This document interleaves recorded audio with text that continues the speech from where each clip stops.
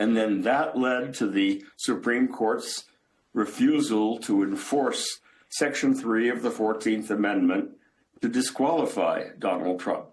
And then when the Supreme Court delayed the special counsel's prosecution, using it in the meantime to create a totally new and sweeping presidential immunity, which in turn made it easy for Donald Trump to pardon all the insurrectionists, giving them the implicit message that if they go out and crime again in his support, he'll pardon them. And the disease now is progressing to the point where really a virtual co-presidency, which is completely alien to our democracy's design, is using powers that the framers gave to Congress to create and destroy agencies, to fund and defund activities across the board, and doing it so fast, breaking things so quickly that not even genuinely independent federal courts, like Judge Boasberg, can fully keep pace with the mayhem. So that's what we're facing. Looking for the moment of crisis is like looking for the shiny object and taking our eyes off the disease that is spreading and that we really have to fight, the virus we need to fight. I want to ask you about this thing that Donald Trump posted directed at Chief Justice John Roberts. They stop the nationwide injunctions now before it's too late. Now, there are two parts of that. Most of these injunctions are nationwide because if you said you have to follow a process in order to deport migrants, that can't be a D.C.-specific matter because then you just move the migrants to Texas and deport them. So there's that part. But the more ominous part is the second part, where he says, before it's too late. What does before it's too late mean when the president says that to the Chief Justice? Well, it's ominous. He's trying to scare everybody, saying you better follow my orders or we'll never know what's going to happen. And then judges fear being shot. All kinds of terrible things are going on. But take the particular example, nationwide injunctions. Trump himself and the MAGA movement loved those nationwide injunctions when Biden was in power, and they were trying to make sure that judges would dismantle his student loan program, or that even in cases that varied state by state, unlike what you're describing, like abortion, they loved the nationwide injunctions entered by very far-right judges. But there is no alternative when the action that is in violation of the law and the Constitution, like the Justice Department's invocation of the Alien Enemies Act that was really most recently used for the Japanese internment case, Korematsu.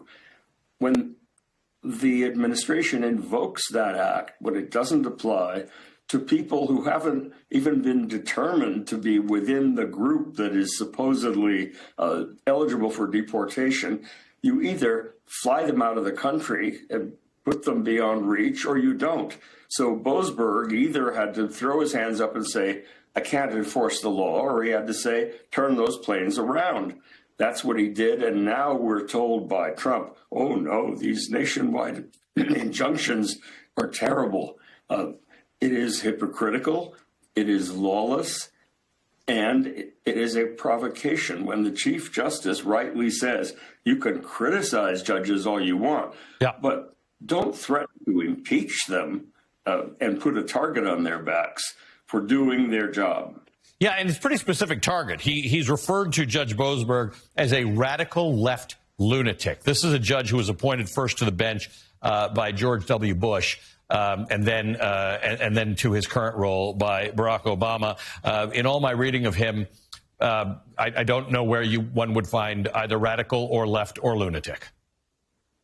No way. I mean, he is a universally respected judge. He was put by the Chief Justice on the FISA court with other conservative judges. He's not left-wing in any sense. And when Trump says, I don't know who the judge is, but I know he's got to be radical left-wing, right. What's that mean? I mean, it's self-contradiction, as is so much of what the current president says. Talk to me about this impeachment thing where it's spreading, the idea of impeaching judges. It is a very, very clearly understood matter. You and I have discussed it, Judge Ludick and I, and you and I have discussed this idea that you can be very, very upset with a court ruling. And many people in America across the political spectrum are upset with many court rulings, including some coming from the Supreme Court. But impeachment is about misconduct or something that has gone wrong, not a disagreement over a legal decision. Exactly. It's about abuse of power. It is about high crimes and misdemeanors.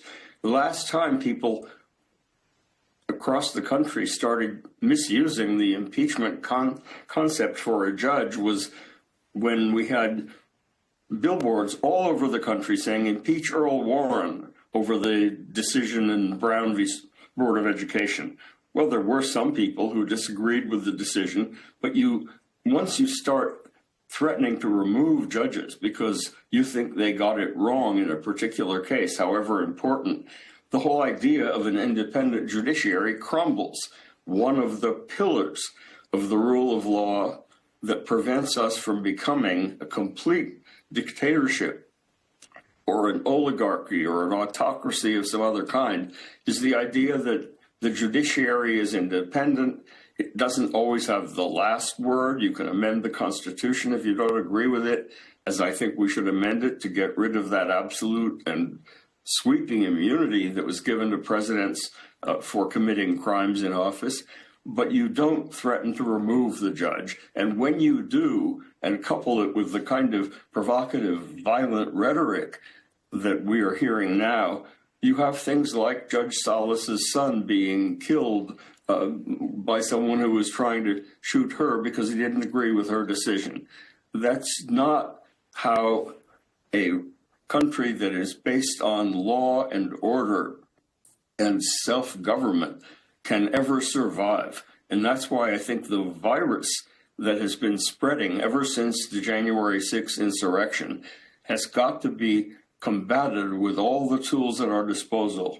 Everyone has to stand up and not simply cave in and obey in advance the way some are doing to Donald Trump's threats. Professor, it's always an honor to have you on the show. Thank you for joining us this morning. Professor Lawrence Tribe is a professor emeritus at Harvard Law School. He's the author of several important books that law students in this country study: American Constitutional Law and To End a Presidency, The Power of Impeachment. All right, coming up, the Trump administration's drastic cuts to USAID do have a cost. I'll talk to the Pulitzer Prize-winning New York Times columnist Nicholas Kristof, who's out with a dramatic new report that documents exactly what that cost is. Plus, American citizens are meeting the moment, showing up in person to